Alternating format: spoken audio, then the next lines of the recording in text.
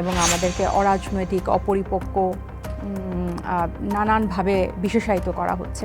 জামাতের সাথে জোটটা শুধুমাত্র আসলে কারণ না, জন্মলগ্ন থেকে যে দলকে জামাতের এক্সটেনশন বলে প্রচার করা হয়, বিশ্বাস করা হয়, যে বিশ্বাস থেকে মানুষকে আমরা বের করতে পারি নাই, তাহলে কেন মানুষকে আরও এই বিশ্বাসকে আরও তাদের একদম সিলমোহর দেওয়া এই বিশ্বাসে। এবং আপনার পদত্যাগের ঘোষণা দিয়েছিলেন, সেখানে একটা লাইন ছিল যে আমি বলবো এটি পরিকল্পিত, এটাকে সাজিয়ে এ পর্যন্ত আনা হয়েছে। এখন আপনি বললেন যেটা হলো জামাতের এক্সটেনশন হিসেবে একটা আলোচনায় ছিল, সেটারও সিল পড়লো কিনা। আমার যে অ্যাজাম্পশন, আমার যে ব্যক্তিগত মতামত, সেটা কখনোই আমার কাছে মনে হয় নাই যে এটা হুট করে হয়েছে।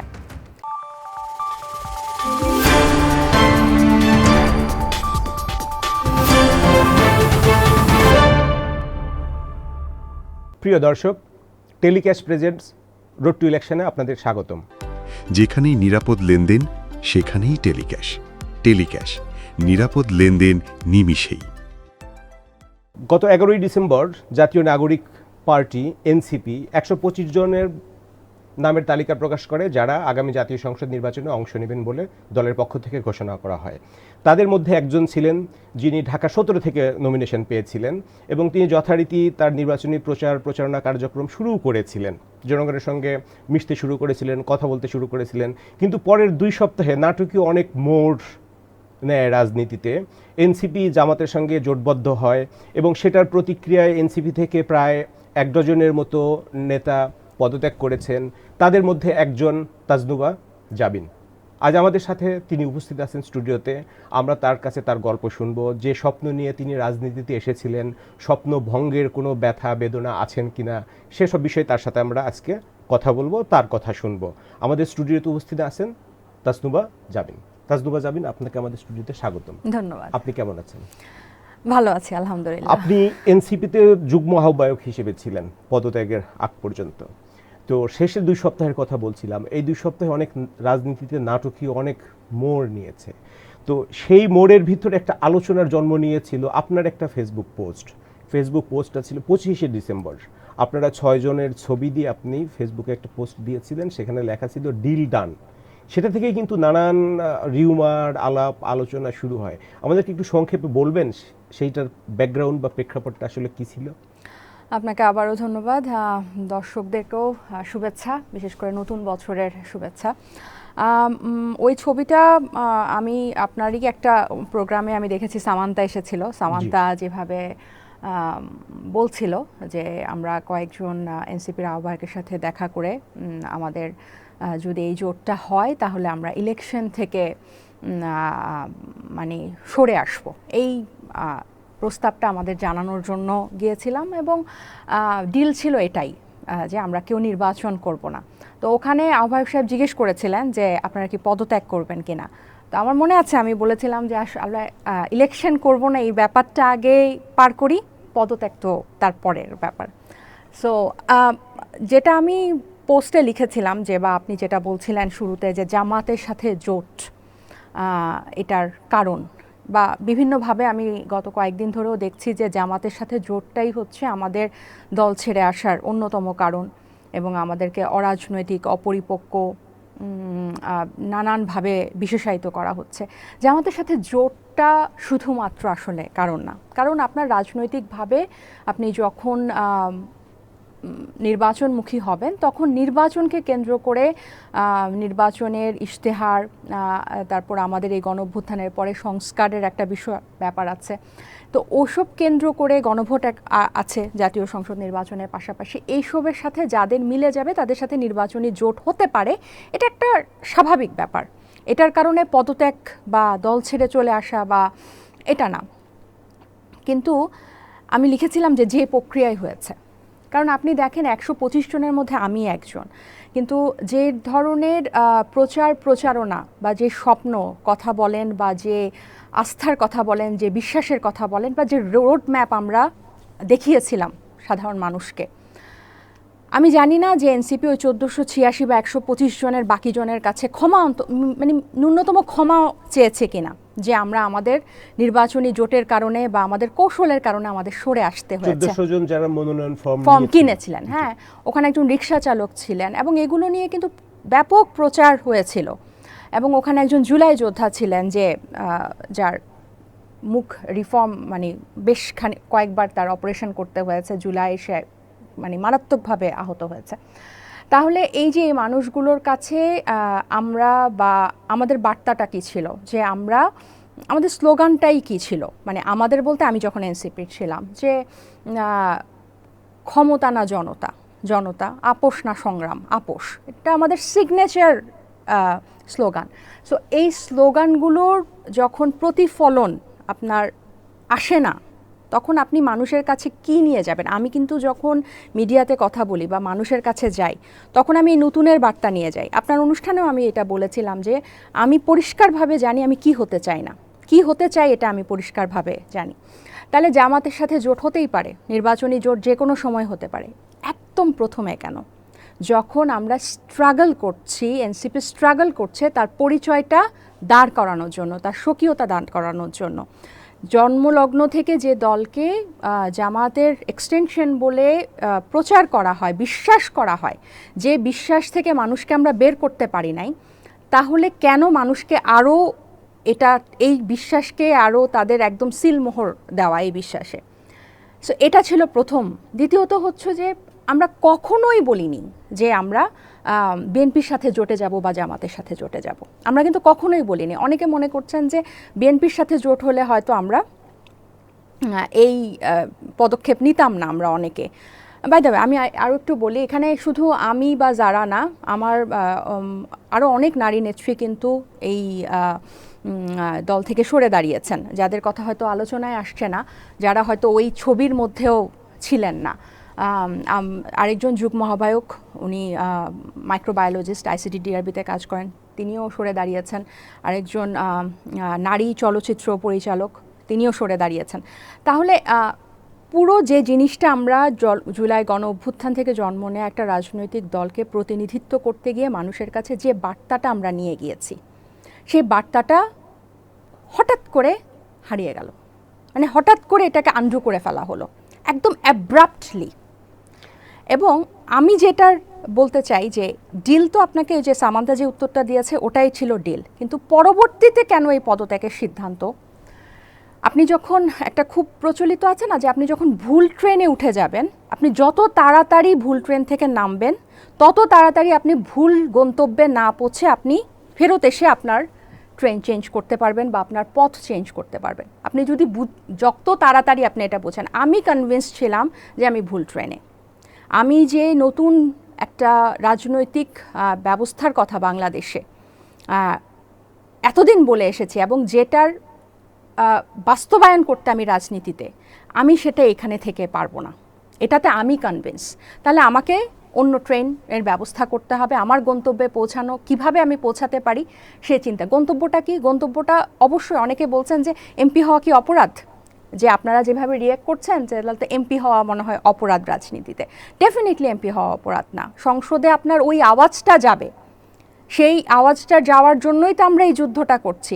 কিন্তু আপনি যখন ওই আওয়াজটা মানুষকে বলবেন যে আমি নতুন, কিন্তু আপনি পুরনো আওয়াজ হয়েই ওখানে যাবেন, তাহলে এইটা থেকে তো আমরা বের হয়ে আসার জন্যই আমরা রাজনীতিতে এসেছি। তাহলে আমি কিন্তু আর মানুষকে যেটা কথা দিয়েছি, যেটা বলছি, আপনার এখানেই আমি বলে গিয়েছি যে আমরা এটা হতে চাই না, এটা আমরা নিশ্চিত।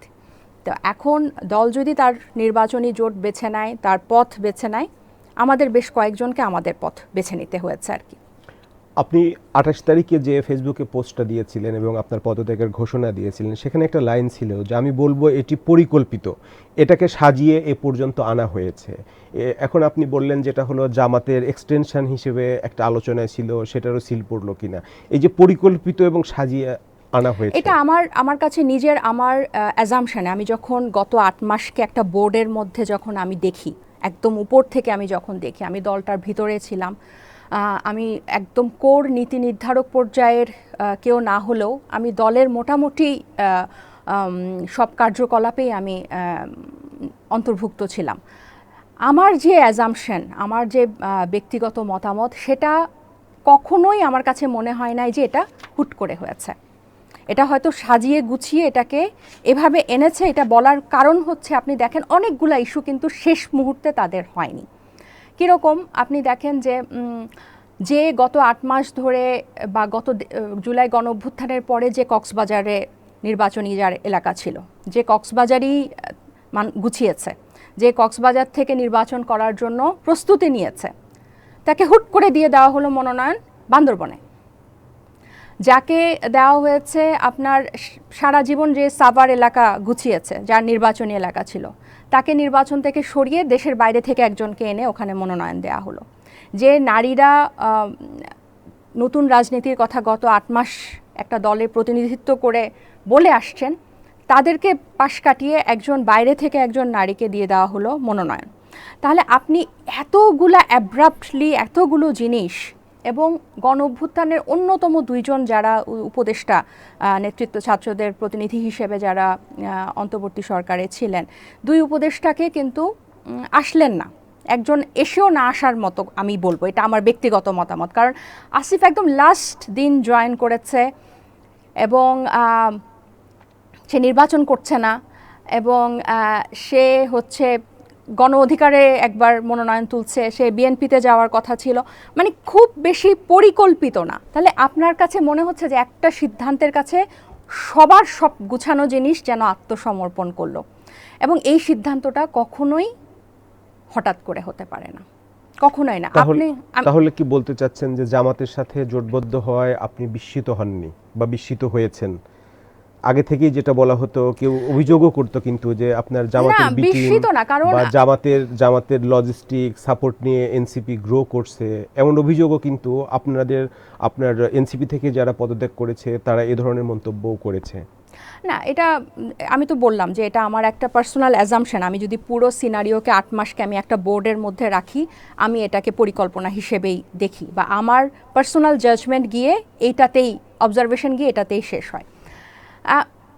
এটার বিষয় যেটা আপনি বললেন যে এটাতে আমি এই ডিসিশনের সারপ্রাইজ কিনা, সারপ্রাইজ না, কারণ জোটের কথা তো চলছিলই, যে কোনো একটা দলের সাথে জোটে যাবে, এটা চলছিল। এটা না, এমন না যে এটা হঠাৎ করে হবে। বরং যে জিনিসটা আমাকে একটু সারপ্রাইজ করেছে, যে অনেকগুলো মানুষকে, অনেকগুলো মানে স্বপ্নকে ওভারনাইট ডিজোন করা। আপনি 125 জনকে আপনি ওভারনাইট হঠাৎ করে আপনি তাদেরকে জাস্ট ডিজোন করে দিলেন। এই ব্যাপারটা মানে এই মানুষগুলো করতে পারে, এটা আমার কাছে একটু অবাক লেগেছে। কেন সাডেনলি এবং আপনি যেটা বলছেন অ্যাব্রাপ্টলি বা ডেসপারেটলি এরকম সিদ্ধান্তে গেল? এটা তাদের মনে হয়েছে যারা যে সরকার গঠন বা এমপি হতে পারবেন, এরপর তারা সংগঠন গুছাতে পারবেন। এই ব্যাপারে আসলে তাদের কেন মনে হয়েছে সেটা আমি আসলে বেশি বিশ্লেষণ করে বলতে চাই না। কেন বলতে চাই না? কারণ আমি তাদের অতটুকু সিদ্ধান্তে আমি আর একমত না। আমি যখন মানে এর পরে ট্রেন ছেড়ে দেওয়ার পরে ওই ট্রেন কোন গন্তব্যে আসলে যাবে সেটা আমার আসলে খুব একটা বিবেচ্য বিষয়ও না। কারণ আমার কাছে মনে হয়েছে যে আমি এদের সাথে আমাদের যে আমরা নতুন রাজনীতির কথা বলেছি এটা হবে না, সো আমি ওখান থেকে সরে এসেছি। জোটবদ্ধ যেহেতু হবেই, আপনি বারবার বলছেন যে নিজেদের রাজনীতিতে একটা সক্রিয়তা প্রকাশ করা। 2টা জোট এখন আমাদের এখানে নির্বাচন কেন্দ্রিক 2টা জোট গড়ে উঠছে, জামাত কেন্দ্রিক একটা জোট, বিএনপি কেন্দ্রিক একটা জোট। তো বিএনপি কেন্দ্রিক জোটে কি যাওয়ার কোনো যোগাযোগ হয়েছিল কি না? তাহলে জামাতকে কেন বেছে নেওয়া হলো? এটা কি বিএনপিকে ডিফিট করানোর জন্য বা বিএনপির অপোনেন্ট ব্লক যেটা সেটা আরও যাতে স্ট্রং হয় সেটার জন্য? আমি আসলে যেহেতু আপনাকে বললাম যে আমি নীতি নির্ধারক পর্যায়ে ছিলাম, ওরকম অন্তর্ভুক্ত ছিলাম না, বা এই ধরনের আলোচনা কোনোটাতেই আমি কখনোই দলের সাথে, এনসিপির কোনো প্রতিনিধি দলের সাথে যাইনি। সো আমার স্ট্যান্ডটা একই রকম। আপনি যদি বিএনপি বা জামাতের সাথে যে কারোর সাথেই যান, প্রথম আপনি মানে গণঅভ্যুত্থানের পরে প্রথম সংসদ নির্বাচনে, এটার আলটিমেট রেজাল্ট কিন্তু এই একই রকম, যে আমি সংগ্রামটা দেখাচ্ছি না, আমি আপোষটা করছি। আমার কাছে ছিল মেইন ওই জায়গাটাই ফোকাস। আপনি যদি বিএনপির সাথেই যান, আপনি দেখেন যে বিএনপি গণভোটের বিপক্ষে তাদের অনেকের আমি শুনছি যে ক্যাম্পেইনও তারা করছে না ভোটের জন্য। জুলাই ঐক্যমত্য কমিশনের পুরো ব্যাপারটাতেই কিন্তু আমরা দেখেছি বিএনপির অবস্থান কীরকম ছিল, আমাদের থেকে সম্পূর্ণ ভিন্ন। আমাদের বলতে আমরা যারা নতুন রাজনীতির কথা বলি, একটা ভ্যাকিউম যে আছে বাংলাদেশে, হ্যাঁ, যে আপনি ইসলামপন্থী একদিকে, আরেকটা যদি আপনি জামাত এবং বিএনপির বাইরে যে আরেকটা ঘরানা, যে ঘরানাটা একদম খালি, এখনও খালি, এখন তো আরও বেশি খালি আমি বলবো। সো ওইখানে যারা যে কয়জন মানুষ বা যে গোষ্ঠীগুলো আছে তারা কিন্তু সংস্কারমুখী ছিল। তাহলে ওই গোষ্ঠীর মানুষগুলা চেয়েছিল এনসিপি আলাদা একটা রাজনীতি দাঁড় করাক এবং একটা আমব্রেলা হোক, যে আমব্রেলার নিচে এবার আস্তে আস্তে মানুষ আসতে পারবে। এবং একটা পরীক্ষার ছিল এই জাতীয় সংসদ নির্বাচনটা। তাহলে এটা যদি আমরা একটা এককভাবে একটা তৃতীয় অন্য ছোট দলগুলো নিয়ে একটা জোট করে আমরা যদি লড়াইটা দিতে পারতাম, তাহলে আমরা হেরে গেলেও যেটা হতো মানুষের কাছে এটা স্পষ্ট হতো বিভাজনটা। এরপরে আপনি 5 বছর পর যদি এই দলগুলোর একটার সাথে আপনি যদি জোট করতেন, তাহলে তারা কিন্তু বলতে যে 5 বছর আগে এরা কিন্তু একা ফাইট দিয়েছে, এরা এদের, এবং এই 5 বছরে এরা এদের রাজনীতি দেখিয়ে আলাদা বৈশিষ্ট্য ক্যারেক্টার তৈরি করেছে। তাহলে এই বিষয়টা কিন্তু কেন বিএনপির দিকে গেল না, কেন জামাতের দিকে গেল না, আমার কাছে ওইখানে নাই। আমার কাছে হচ্ছে যে এই নির্বাচনের মাধ্যমেই ক্ষমতায় যাওয়ার মতো কোনো স্বপ্ন কি এনসিপি দেখেছিল আপনি এককভাবে হলেও? হ্যাঁ, কেন না এটা মানে আমরা তো মানে জুলাই গণঅভ্যুত্থান দেখেছি, এবং গণঅভ্যুত্থানের পরে আমি বারবার জুলাইয়ের কথা কেন বলছি, কারণ জুলাই মানুষকে নতুনভাবে স্বপ্ন দেখাতে শুরু করেছে। যে জিনিস এই দেশে অসম্ভব ছিল সেটা সম্ভব হয়েছে। আপনি দেখেন জুলাই অভ্যুত্থান কিন্তু রাজনৈতিক দলগুলোর অধীনে সাধারণ মানুষ অভ্যুত্থানে অংশ নেয় নাই, সাধারণ মানুষের অধীনে রাজনৈতিক দল অংশ নিয়েছে, সাধারণ মানুষ এখানে শহীদ হয়েছে, আহত হয়েছে, যেটা 90-এর আন্দোলন থেকে কিন্তু 90-এর আন্দোলনে কিন্তু রাজনৈতিক দলগুলো একত্রিত হয়েছিল, যার অধীনে সাধারণ মানুষ এসেছিল। এখানে কিন্তু অনেক ডিফারেন্ট। এবং এখানকার যে জেনারেশন, জেনজি জেনারেশন বাংলাদেশকে নিয়ে যে স্বপ্ন দেখে, অবশ্যই তারা ক্ষমতায় যাওয়ার মতোই মানে কি বলবো, যোগ্যতা রাখে বলেই বিশ্বাস করে। আমি বিশ্বাস করি, আমার মতো অসংখ্য মানুষ বিশ্বাস করে। আমি হয়তো আজকে এখানে এসে বলতে পারছি, তারা হয়তো তাদের আওয়াজ হয়তো পৌঁছাচ্ছে না, কিন্তু অসংখ্য মানুষ এটা বিশ্বাস করে। আমরা এবারই যে আমরা ফেল করতাম, এটা একেবারেই যে ধরে নেওয়া হয়েছে এমন তো না। কারণ আপনি বিভিন্ন জরিপে দেখবেন বিশাল একটা পার্সেন্টেজ কিন্তু ঠিক করে নাই কাকে ভোট দিবে, সুইঙ্গিং ছিল। এবং আমি খুব শ্রদ্ধা নিয়েই বলতে চাই, আমি একটা মানে কম্প্যারিজনটা দেখানোর জন্য আমি বলছি, আওয়ামী লীগের কি না ছিল, ব্যুরোক্রেসি ছিল, আইনশৃঙ্খলা বাহিনী ছিল, গোয়েন্দা সংস্থা ছিল, কর্মী ছিল, সংগঠন ছিল, সব ছিল। তারপরেও আওয়ামী লীগ আজকে বিতাড়িত। বিএনপির দেখেন, বিএনপির যদি এখন সবচেয়ে ভালো সুসময় বলি আমি, এই সুসময়টা তারা উত্তরাধিকার সূত্রে কিন্তু আজকে, আমি শ্রদ্ধা নিয়ে বলছি, তারেক রহমান সাহেবের প্রতি আমার ফুল শ্রদ্ধা রেখে বলছি, উনি কিন্তু এটা উত্তরাধিকার সূত্রে আজকে উনি এখানে। এবং উনি একটা দলের নেতা, ওনার প্রশাসন চালানোর কিন্তু কোনো অভিজ্ঞতা এখনও আমরা দেখি নাই। উনি সরকার প্রধান হলে সরকার চালানোর অভিজ্ঞতা ওনার আগে ছিল না। তাহলে ওনার জন্য সবচেয়ে চ্যালেঞ্জিং এখনকার সময়টা বা সামনের সময়টা। এবং গত 17 বছরে বিএনপি নির্যাতিত হয়েছে, বিএনপির নেতা কর্মীরা মামলা খেয়েছে, জেলে ছিল, দেশ ছাড়া হয়েছে, তাদের পরিবাররা নির্যাতিত হয়েছে। কিন্তু এই নির্যাতনটাকে সরকার পতনের আন্দোলনে বিএনপি ট্রান্সফার করতে পারে নাই। এটা জুলাইতে ট্রান্সফার করেছে সাধারণ মানুষ। তাহলে এই জিনিসগুলা কিন্তু মানুষের চোখের সামনে একদম পরিষ্কার। এরপরে সংস্কার ঐক্যমত্য কমিশনের কোন কোন জায়গাতে যেখানে প্রধানমন্ত্রীর ক্ষমতা কমানোর, সাংবিধানিক প্রতিষ্ঠানগুলোকে জবাবদিহিতার অধীনে আনার বিষয়ে বিএনপির পরিষ্কার আপত্তি। একটু একটা লাইন শেষ করি। তাহলে এই দুইটা গোষ্ঠী আপনি যখন পুরো দেখে দেবেন, আর জামাত হচ্ছে তারা ইসলামপন্থী, তাহলে আপনি যখন বাছাই করবেন যে আমি কি সেই পুরনো ধাঁচে চালা, আমি কি বিএনপিকে নিব না আমি ডানপন্থী বাকশালটাকে দেখব, তাহলে অন্যটা কি, মাঝখানে কি? এবং বিএনপির আরও বড় চ্যালেঞ্জ হচ্ছে তারা মধ্যম ডানপন্থী থেকে তাদেরকে এখন দেখাতে হচ্ছে তারা প্রগতিশীল। সেন্ট্রিস্ট, এটা আরেকটা বিরাট চ্যালেঞ্জ। কারণ আপনি সব কিছু ঢাকা কেন্দ্রিক না, তৃণমূলের কি অবস্থা এটাও কিন্তু বিবেচনা করতে হবে। তাহলে এরকম একটা মানে রাজনৈতিক পরিবেশে একটা নতুন শক্তি, একটা নতুন আওয়াজ, যারা নতুন ইশতেহার নিয়ে মানুষের কাছে আসবে, যেই বাংলাদেশপন্থীর কথা বলে বলে মুখে ফেনা তুলে ফেলি আমরা, সেই বাংলাদেশপন্থীর রাজনীতি করে দেখাবে, এই জায়গাটা কিন্তু ভ্যাকিউম, এই জায়গাটা কিন্তু এখনও আরও খালি। এবং এই জায়গাটা মানুষ মনে করেছিল, আমি মনে করেছিলাম এই জায়গাটা এনসিপি নিচ্ছে, যার কারণে ওই ট্রেনে আমরা অনেকেই যাত্রী ছিলাম, সহযাত্রী ছিলাম। এবং ওই ট্রেন থেকে আমরা নেমে যাচ্ছি, আমরা যখন দেখছি যে ওই জায়গাটাতে ট্রেনটা যাচ্ছে না, ট্রেনটা ওই ডানে আর বামে যে দুটো পুরনো এস্টাবলিশমেন্ট ওখানেই চলে যাচ্ছে। সো আপনি যখন এরকম একটা মানে সিনারিও দেখবেন, তখন আসলে এই নতুন শক্তিটা কেন প্রয়োজনীয়তা মানুষ অনুভব করে। আপনি শ্রীলঙ্কায় দেখেন, নতুন দল কিন্তু তারা ভোটে এনেছে, তাদেরকে মানে মানুষ তো সম্পৃক্ত করেছে ওই নতুনটার সাথে। তাহলে এই পুরো সিনারিওটা আমি যেরকম আপনাকে বলছি, কোটি কোটি মানুষ কি জানে না যে বাংলাদেশের এখন এই সিনারিওটা আছে এবং এই জায়গাটা খালি? তাহলে তারা যদি ভোটে দাঁড়াতো, ওই খালি জায়গাটা যদি কেউ মানুষকে স্বপ্ন দেখিয়ে, মানুষকে আশা দেখিয়ে ওই খালি জায়গাটা থেকে যদি মানুষ কেউ নির্বাচনে দাঁড়াতো, অবশ্যই আমি দৃঢ় বিশ্বাস করি মানুষ তাদেরকে ওই বক্সে ভোট দিত। তাহলে আপনার ভাষ্যমতে এনসিপির একটা বড় সম্ভাবনা ছিল। অবশ্যই এনসিপি গঠিত হলো ফেব্রুয়ারিতে, ডিসেম্বরে এসে এনসিপি ভাঙনের মুখে, গত এক সপ্তাহে 1 ডজনের মতো নেতা পদত্যাগ করেছেন। তাহলে এনসিপির ভবিষ্যৎ কি এখন? আবার এনসিপি জামাতের সাথে যে জোটবদ্ধ হলো, এনসিপি জামাত জোটের ভবিষ্যৎ কি হবে? এটা আসলে মানে আমি এটা নিয়ে কোনো মন্তব্য করতে চাই না। এই কারণে চাই না কারণ আমি দলটাকে ছেড়ে এসেছি।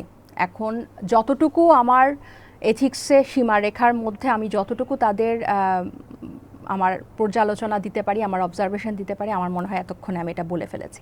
এটার ভবিষ্যৎ কি হবে, এটা শুধু এরা না, প্রত্যেকটা রাজনৈতিক দলের, যারা সরকার গঠন করবে, যারা সরকার গঠন করবে না, প্রত্যেকটা রাজনৈতিক দলের ভবিষ্যৎ আসলে সাধারণ মানুষ এবং বাংলাদেশে নির্ধারণ করবে।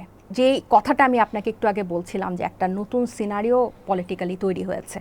17 বছর এর আগের বার লেগেছে স্বৈরাচারকে পতন ঘটাতে।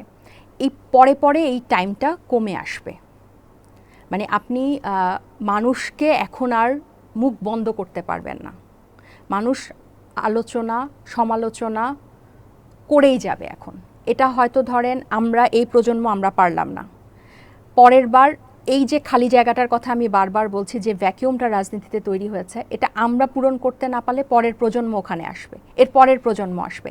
সো আপনি কোনো একটা নির্দিষ্ট জোট বা কোনো একটা একক নির্বাচন দিয়ে এই পলিটিক্যাল অ্যাক্টরগুলার ভবিষ্যৎ আমি অন্তত বলতে পারি না। কারণ এটার বড় একটা অ্যাক্টর হচ্ছে মানুষ, সাধারণ মানুষ। কারণ 2024-এর পরে যে বাক পরিবর্তন হয়েছে বাংলাদেশে, এই বাকটা পরিবর্তিত হয়ে কোন দিকে যাবে, এটাতে কিন্তু ওই শতাংশ ভোট যারা ঠিক করে নাই কাকে ভোট দিবে, বা যারা এখন ঠিক করে ফেলেছে 1 মাস আগে একে ভোট দিবে, এই সংখ্যার মানুষের উপর অনেকখানি নির্ভর করবে। কিন্তু আপনি যেমনটা বলছিলেন যে এনসিপি ট্রেন থেকে একে একে নেমে পড়ছেন, অনেক নেতা নেমে পড়েছেন, তাহলে এইটা জনগণের কাছে তো একটা মেসেজ যাচ্ছে, যে বার্তা যাচ্ছে, সেটা এনসিপির ভবিষ্যৎ বা আগামী নির্বাচনে এনসিপির পারফরমেন্স কেমন হবে সেটার উপরে তো একটা বড় প্রভাব ফেলবে না? সেটা আমি আসলে বললাম তো, এই ব্যাপারটাতে আমি আসলে কোনো মন্তব্য করতে চাই না। কারণ আমি যখন ওই ট্রেন থেকে নেমে গিয়েছি, এরপরে ওই ট্রেনের গন্তব্য বা ভবিষ্যৎ কী হবে সেটা আসলে আমার আর বিবেচ্য বিষয় না। কেন বিবেচ্য বিষয় না? কারণ আমি এখন আবার পুরো একটা দলের প্রতিনিধিত্ব করতাম, আমি রিপ্রেজেন্টেটিভ ছিলাম, বা এরপর যখন আমি বের হয়ে গিয়েছি তখন পুরো মাঠটা কিন্তু এখন আবার আমার। এখন আমি কিন্তু একজন সাধারণ মানুষ হয়ে সব পলিটিক্যাল অ্যাক্টরগুলোকে আমি দেখতে পারি এবং আমার দৃষ্টিকোণ থেকে কিন্তু আমি তাদেরকে বিবেচনা করতে পারি।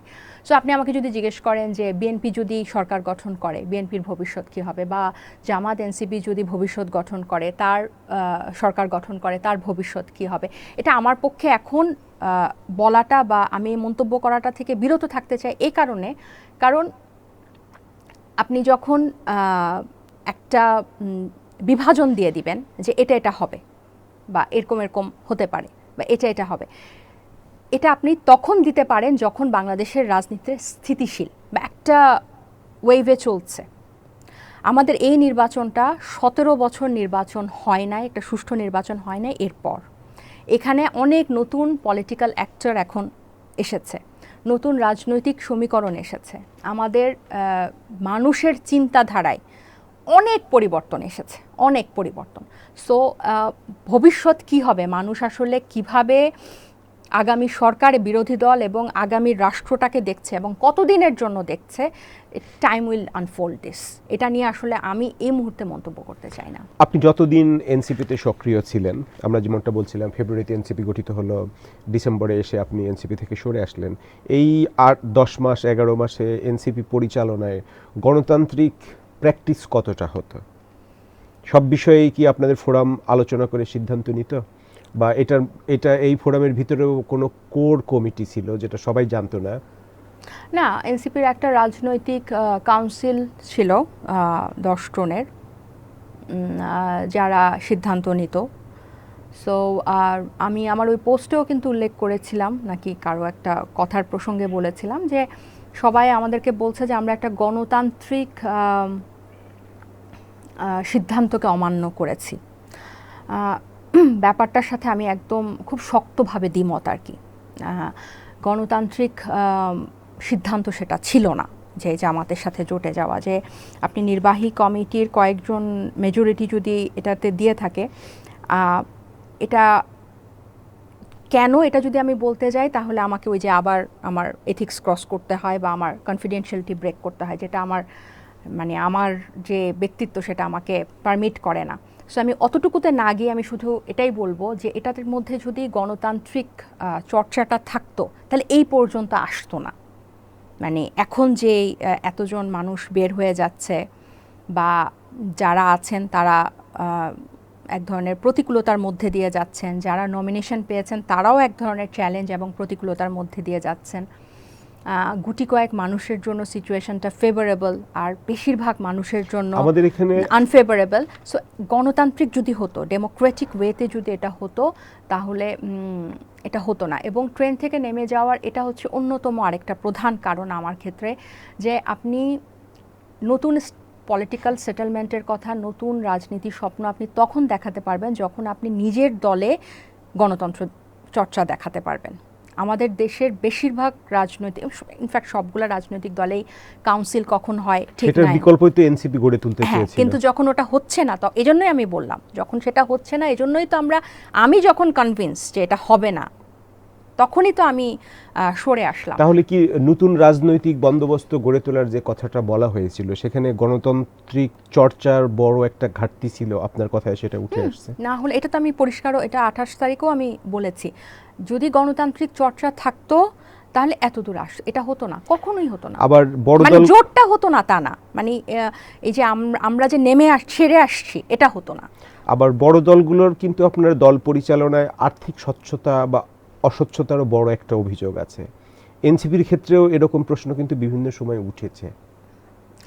ওই শাকত ভাই ঘুরে ফিরে আবার ওই এক জায়গায় যায়, কারণ এখন আর এগুলা নিয়ে আমার কোনো মন্তব্য নেই। কারণ আপনি থাকা অবস্থায় এগুলো নিয়ে কোনো প্রশ্ন করেছেন বা স্বচ্ছতা আছে কিনা, এটা যদি আমাকে এখন ডিসক্লোজ করতে হয় তাহলে কিন্তু আমি ওইখানে থাকাকালীন আমার যে অভ্যন্তরীণ আলোচনা ছিল বা যে ধরনের পলিসি ছিল সেটাও আমাকে পাবলিকলি বলতে হয়। সো এটা আমি আসলে কোনোভাবেই করতে পারি না, কারণ যতটুকু বলেছি বা যতটুকু আলোচনা করছি সেটা কিন্তু ওই একটা এথিক্যাল একটা লিমিটেশন আছে আর কি আমার। সো ছেড়ে আসছি মানেই এখন আমি তাদের সব ঢালাওভাবে সব বলে দিব এটা না, but my answer is I think pretty much clear with that, যে আমি যখন বলছি যে আমি শিওর, আমি নিজে কনভিন্স যে দলের মধ্যে গণতান্ত্রিক চর্চা ছিল না দেখেই আমার সিদ্ধান্ত নিতে আরও সহজ হয়েছে, তখন আই থিঙ্ক ইট ক্লিয়ার্স, ইট সাম আপস অল এভরি কোয়েশ্চেন। আপনার পার্সোনাল অভিজ্ঞতার কথা একটু শুনি তাহলে।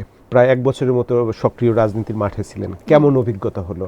নতুন প্রজন্মের যারা রাজনীতিতে আসতে চাচ্ছেন, রাজনীতিতে সক্রিয় হতে চাচ্ছেন, তাদেরকে মাথায় রেখে আপনার অভিজ্ঞতাটা যদি একটু শেয়ার করেন। আমি এটুকু আমি আসলে বলতে পারি, আমি মানুষের কাছে যাওয়ার সুযোগ আমার হয়েছে মনোনয়ন পাওয়ার পর থেকে আর কি, খুব কাছ থেকে। এখানেও আমার একটা অভিজ্ঞতা আমি আসলে শেয়ার এখন মনে হয় করতে পারি শেয়ার। আমি ধানমন্ডিতে থাকি প্রায় 17 বছর। আমি সবসময় চেয়েছিলাম ঢাকা 10 থেকে মানে যাতে আমি নির্বাচন করি। প্রথমে তো আমি আসলে ব্যক্তিগত যেহেতু বললেন তাই এটা বলছি, প্রথমত আমি এই টার্মে নির্বাচনই করতে চাইনি, করতে চাই না। আমার বিভিন্ন ইন্টারভিউতে এটা আছে। আমার কাছে মনে হয়েছে যে আরেকটু পোক্ত হই, আরেকটু, কারণ আমি আগে কখনোই রাজনীতি করি নাই। সো একটু চলতে চলতে যদি আমি একটু পোক্ত হই তখন আমি নির্বাচন করব। তারপর আমার দল থেকেই যখন প্রস্তাব বা নির্বাচন, আমারও যখন মনে হলো যে না, মানুষের মধ্যে এক ধরনের আগ্রহ আছে যাতে আমি ইলেকশন করি। সো আমি চেয়েছিলাম আমি যেই জায়গার বাসিন্দা, যে জায়গার ভোটার, আমি ওখান থেকে নির্বাচন করতে। এবং এটাও হচ্ছে তাদের বিভিন্ন রাজনৈতিক কারণে, ভাই ব্রাদারদের মধ্যে হিসাব নিকাশের কারণে ঢাকা 10 থেকে আমি নির্বাচন করতে আমাকে দিতে পারলো না। এবং সেখানে আলটিমেটলি কিন্তু কেউ নির্বাচন করলো না, যার জন্য আমি নির্বাচন না করে ওখান থেকে ছিলাম, সেও আলটিমেটলি ওখানে নির্বাচন করে না। সো আমার একটা আফসোসের জায়গা ওখানেই ছিল আসলে, যে আমি মানুষের কাছে অনেক আগে থেকে পৌঁছাতে পারি নাই তাদের বাধার কারণে। এবং যখন আমি মানুষের কাছে, জুলাই পদযাত্রায় তো আমরা সবাই একসাথে গিয়েছিলাম, কিন্তু আমরা যখন এককভাবে আমি যখন মানুষের কাছে পৌঁছানো শুরু করলাম, অভাবনীয় রেসপন্স ছিল। আমি যখন ঢাকা 17-তে যেই 8-12-10 দিন আমি ক্যাম্পেইন করেছি, মানুষ একদম সবজিওয়ালা থেকে শুরু করে ঘরের বৌঝি পর্যন্ত প্রত্যেকে নতুনকে আহ্বান জানিয়েছে। শুধু তাদের একটাই ইয়া ছিল যে মানে আমরা অবশ্যই নতুন কিছু চাই। নতুন শব্দটা প্রত্যেকের মুখে ছিল, প্রত্যেকের মুখে। তাহলে নতুনদের জন্য রাজনৈতিক ময়দান আসলে খুব বেশি কঠিন, নাকি অন্যদের মতোই আপনার? অনেক চ্যালেঞ্জিং, অনেক। কারণ আপনার এখানে সব কিছু পুরনো এস্টাবলিশমেন্ট, সব কিছু আপনি নতুনকে পুরনোর মধ্যে ঢুকিয়ে দেখেন, এটা সাকসেসফুল হলো তো। কিন্তু আমি যেটা একটু আগে বলার চেষ্টা করছিলাম যে এটার ডিউরেশনটা এবার কমে আসবে, যে মানে এনসিপি হয়তো হতে পারবে না, আরেকজন এসে যাবে, আরেকজন হতে পারবে না, আরেকজন এসে যাবে। 17 বছর আপনি মনে করেন যে বিএনপি ক্ষমতায় আসলো, তারপর আপনি এরপর কে? নাকি একটা পরিবার থেকেই সরকার পরিচালনার দায়িত্ব বাংলাদেশে মানে লিখে দেওয়া হয়েছে, আর না হলে আপনি ডানপন্থী বাকশাল শাসন চান। তো আপনি যদি না চান তাহলে আপনাকে একটা লেফট সেন্ট্রিস্ট আপনাকে বের করতেই হবে। হ্যাঁ, তাহলে এই আবেদনটা আপনি আটকাতে পারবো না। তো এটা ওইখান থেকেই মানুষ এটা উঠে আসবে। আপনি মানে দেশটা তো সবার, দেশটা নিশ্চয়ই একক কোনো পরিবারের না।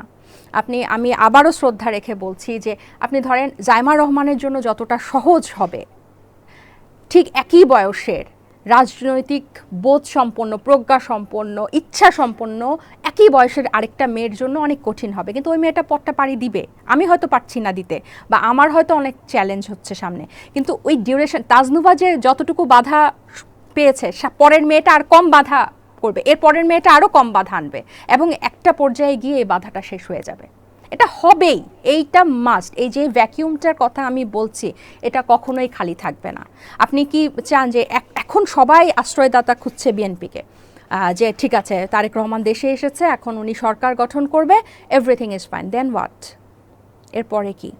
উনি নিশ্চয়ই মানে দেশকে একদম স্বর্গ বানিয়ে দিলেও কি উনি অনন্তকালের জন্য একটা পরিবার কি দেশ পরিচালনায় থাকবে? সো বাংলাদেশকে তার অল্টারনেটিভ খুঁজে নিতেই হবে, এটা ইনএভিটেবল। এই মুহূর্তে রাজনীতি কেমন মনে হচ্ছে? নির্বাচনের দিকে দেশ এগিয়ে যাচ্ছে, কেমন নির্বাচন হতে পারে?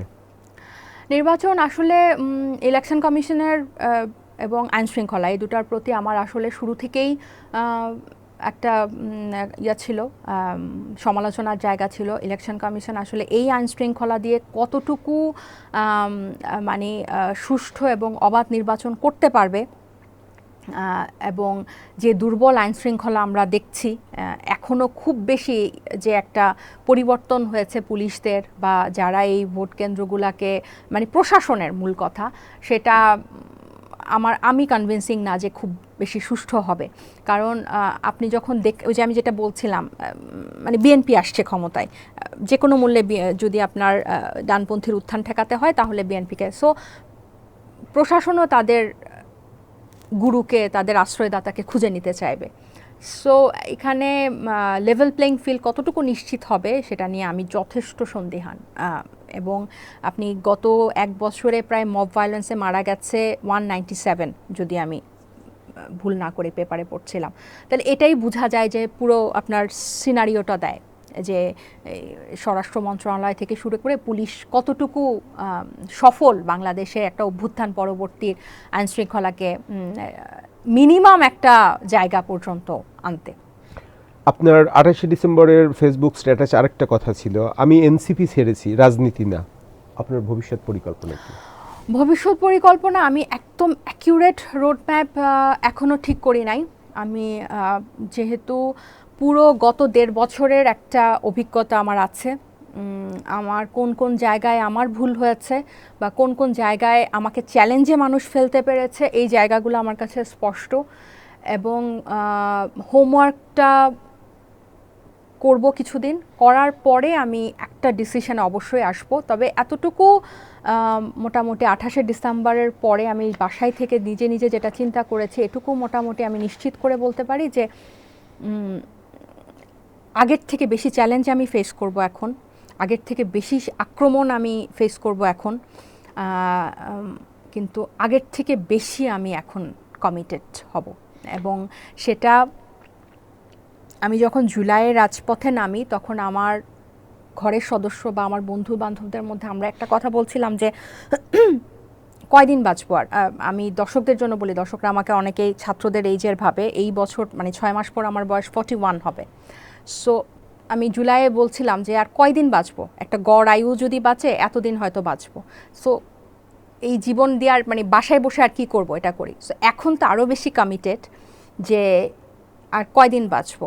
ডেফিনেটলি আমি এই নতুন রাজনীতি বা যে কথা আমি গত 1.5 বছর একদম মন থেকে বলে এসেছি সেটা আমি করে দেখানো, মানে এখন আরও বেশি কমিটেড। এই কারণে কমিটেড এবং এখন আরও বেশি ডিটারমাইন্ড, ফোকাস এই কারণে যে এখন আমার কাছে অনেকগুলো পথ ক্লিয়ার। মানে এখন আমার অনেকগুলো কনফিউশন একদম গট দেয়ার আনসার। সো আমি অন্য কোনোভাবে কোনো দলীয় কোনো দল, পুরনো দল, তো এটা আমি আপনার মাধ্যমে দর্শকদের জানাতে চাই, অনেকে ভাবছে আমি অন্য কোনো পুরনো রাজনৈতিক দলে হয়তো যুক্ত হব। বিগ নো ফর মি, কারণ পুরনো রাজনৈতিক দলে গিয়ে নতুন রাজনীতি আমি দাঁড় করাতে পারবো না, এই বিষয়টাতেও আমি কনভিন্স। আপনি দেখেন সব কয়টা রাজনৈতিক দল মিলে 4.27% নারীদেরকে সরাসরি আসনে মনোনয়ন দিয়েছে, যেখানে আমরা বাক বিতর্ক করে প্রতিটা রাজনৈতিক দল 5% দেওয়ার কথা। সো বাংলাদেশের অর্ধেকের বেশি জনগোষ্ঠীকে কোনো রাজনৈতিক দল গণাতেই নেয় না। এর মধ্যে অনেক মেয়ে আবার ইন্ডিপেন্ডেন্ট স্বতন্ত্র নির্বাচন করছে, রুমিন আপা স্বতন্ত্র নির্বাচন করছে, যারা স্বতন্ত্র নির্বাচন করছে। সো এগুলো অনেক কিছু প্রশ্নের উত্তর আমাকে দিয়ে দিয়েছে এবং অনেক চ্যালেঞ্জ। আমি এখন অনেক বেশি অনলাইন আক্রমণের শিকার হব। আপনার এই ইন্টারভিউ যখন অন এয়ার হবে আমি আরও বেশি আক্রমণের শিকার হব। সো এই সব কিছু জিনিস মাথায় রেখে আমার ভিতর থেকে সবসময় এই আওয়াজটা এসেছে যে এখন আমাকে আরও বেশি ডিটারমাইন্ড হয়ে, ফোকাসড হয়ে রাজনীতিটা করতে হবে। কিন্তু সেটা আমি কিভাবে করব, একদম কনক্রিট একটা রোড ম্যাপ সেটা আমি সাজাচ্ছি, আমি নিজে হোমওয়ার্ক করছি, হয়তো খুব শীঘ্রই আপনাদের সাথে সেটা শেয়ার করতে পারবো। নিশ্চয়ই আপনি তো একা নন, এনসিপি থেকে অন্য যারা পদত্যাগ করেছেন, এনসিপির বর্তমান এই জামাতের সাথে জোটবদ্ধ হওয়া নিয়ে আরও অনেকের আপত্তি আছে, যারা আপত্তি দিয়েছিল, তাদের সঙ্গে কি কোনো যোগাযোগ আছে আপনাদের? মানে আমার সাথে খুবই কম, টুকটাক হাই হ্যালো আপু কেমন আছেন, ভালো আছেন, অনেকে সাহস দিচ্ছে। আমি একটু কথা, এই যদি সময় থাকে আমি জাস্ট 1 মিনিট 30 সেকেন্ড। 4 ধরনের মানুষ আসলে যোগাযোগ করছে বা রিয়াকশন দিচ্ছে, অপরিচিত পরিচিত। এক ধরনের হচ্ছে যে যারা মনে করছে যে এরা জুলাইয়ের মানে এরা হাসিনাকে ফেলছে, তো এতদিন ধরেন কোনো যোগাযোগ আমার সাথে ছিল না 1.5 বছর ধরে। যখন আমি পদত্যাগ করলাম তখন তারা খুব সমবেদনা জানাচ্ছে। কিন্তু এরা হচ্ছে এক ধরনের, তাদের মনটা এক ধরনের শান্ত হচ্ছে যে ওরাই ঠিক ছিল, জুলাইতে হাসিনাকে ফেলা ঠিক হয় নাই, যে এই গোষ্ঠীটাই জুলাই হাসিনাকে ফেলেছিল। সো এখন এরা যখন পদত্যাগ করছে, এটা তাদেরকে এক ধরনের একটা শান্তি দিচ্ছে। কারণ যদি তারা আসলেই আমার রাজনীতিতে তাদের আগ্রহ থাকতো, তারা 1.5 বছর আমার সাথে যোগাযোগ করতো। আরেকটা গ্রুপ হচ্ছে যে তারা জানতোই, যে জানতাম এটা হবেই, তুমি এখানে টিকতে পারবা না, এটা সব সময়ই ডানপন্থী ঘেঁষা ছিল, এটা নেতৃত্ব ডানপন্থী ঘেঁষা ছিল। আরেকটা পার্ট হচ্ছে যে আমাকে অপরিপক্ক, অরাজনৈতিক বলছে, ধৈর্য কম বলছে, বাংলাদেশের রাজনীতি আমার জন্য না বলছে, কারণ আমি জামাতের সাথে যাইনি, জামাতের সাথে রাজনীতি করাটা, জামাতের ভিতরে মানে জামাতের সহযোগিতায় এমপি হওয়াকে আমি কখনোই সমর্থন করি নাই, বা যে প্রক্রিয়া এটা হয়েছে। সো যারা জামাতের সমর্থক তারা আমাকে আক্রমণ করছে, এটা হচ্ছে থার্ড। ফোর্থ গ্রুপ হচ্ছে there are genuine people, genuine in that sense, তারা পুরো জার্নিটা দেখেছে, সেই জুলাইয়ের একদম 14ই জুলাই, 12-13 জুলাই থেকে আজকের দিনের তাজনুবাকে তারা দেখেছে। তারা আমাকে যে চেনে ব্যক্তিগতভাবে তা না, তারা দূর থেকে দেখেছে, তারা কাছ থেকে দেখেছে, তারা অনলাইনে দেখেছে, তারা ইন পার্সন দেখেছে। এরকম একটা গোষ্ঠী আছে যাদের বিশ্বাস আছে। সেই বিশ্বাসীদের সাথে নিয়ে কি নতুন কোনো রাজনৈতিক দল গঠনের দিকে আপনারা যাচ্ছেন? এখনও ওরকম কোনো কনক্রিট আলোচনা বা ওরকম কোনো কিছু শুরু হয় নাই, বিকজ আমাদের প্রত্যেকেরই, আমরা যারা এই অ্যাব্রাপ্ট ডিসিশনের থেকে আমরা নিজেরাও নিয়েছি বা এটা হয়েছে, তাদের কিছু সময় তো লাগবে ফর ব্রিদিং অ্যান্ড আবার নিজে হোমওয়ার্ক করে নিজেকে গুছাতে। কারণ মানে আমি বলবো না যে একদম এই সপ্তাহে পদত্যাগ করলাম বা এই মাসে পদত্যাগ করলাম, পরের মাসে আমি আরেকটা নতুন কিছুতে যুক্ত হয়ে গেলাম।